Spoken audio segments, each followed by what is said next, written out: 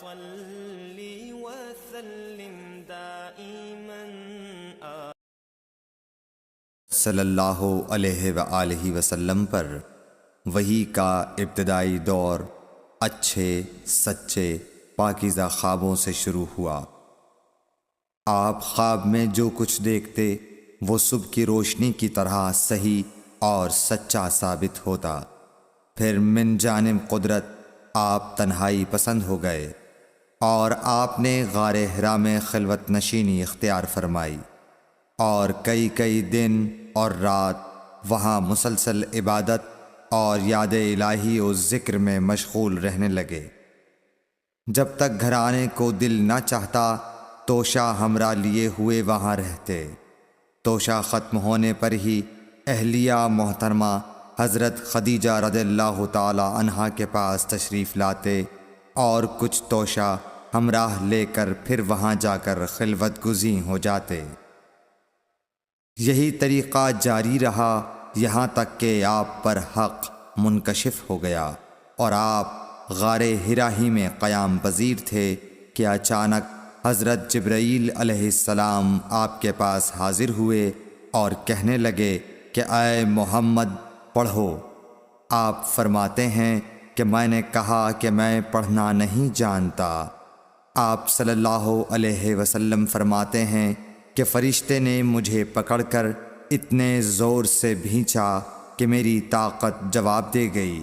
پھر مجھے چھوڑ کر کہا پڑھو۔ میں نے پھر وہی جواب دیا کہ میں پڑھا ہوا نہیں ہوں۔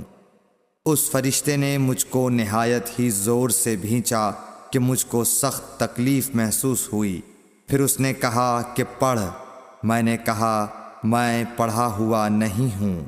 فرشتے نے تیسری بار مجھ کو پکڑا اور تیسری مرتبہ پھر مجھ کو بھینچا۔ پھر مجھے چھوڑ دیا اور کہنے لگا کہ پڑھو اپنے رب کے نام کی مدد سے جس نے پیدا کیا اور انسان کو خون کی پھٹکی سے بنایا۔ پڑھو اور آپ کا رب بہت ہی مہربانیاں کرنے والا ہے۔ بس یہی آیتیں آپ حضرت جبرائیل علیہ السلام سے سن کر اس حال میں غار حرا سے واپس ہوئے کہ آپ کا دل اس انوکھے واقعے سے کانپ رہا تھا۔ آپ حضرت خدیجہ کے ہاں تشریف لائے اور فرمایا کہ مجھے کمبل اوڑھا دو، مجھے کمبل اوڑھا دو۔ لوگوں نے آپ کو کمبل اوڑھا دیا۔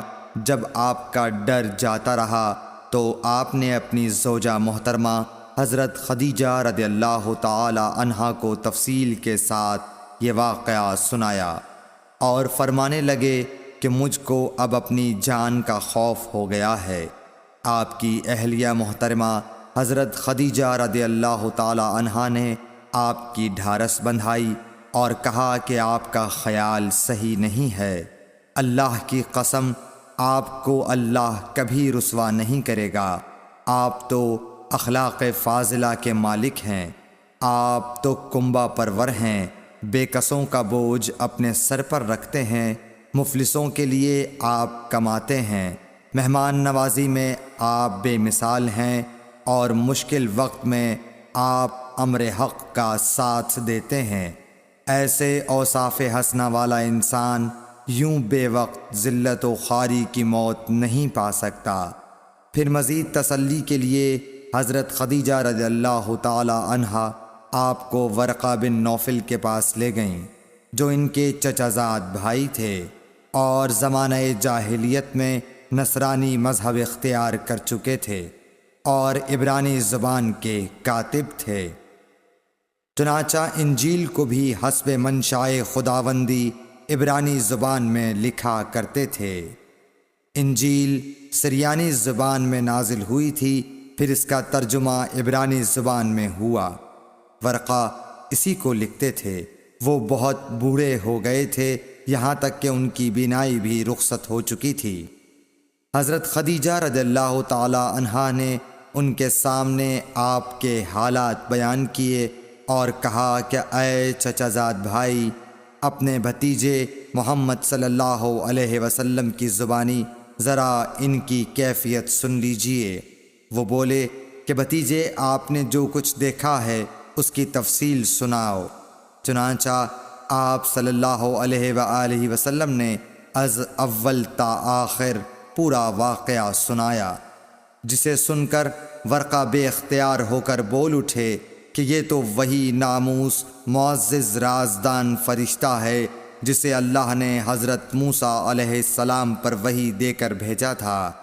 کاش میں آپ کے اس عہد نبوت کے شروع ہونے پر جواں عمر ہوتا، کاش میں اس وقت تک زندہ رہتا جب کہ آپ کی قوم آپ کو اس شہر سے نکال دے گی۔